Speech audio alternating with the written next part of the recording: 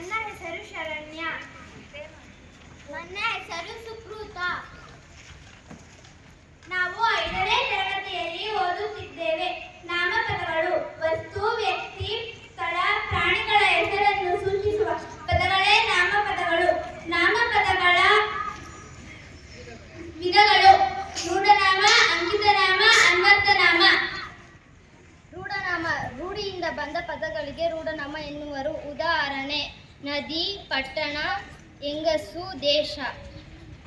ಅಂಕಿತನಾಮ ಗುರುತಿಗಾಗಿ ಹಾಗೂ ವ್ಯವಹಾರದ ಉಪಚಾರಿಯ ಇಟ್ಟುಕೊಂಡ ಹೆಸರುಗಳೆಲ್ಲ ಅಂಕಿತನಾಮಗಳು.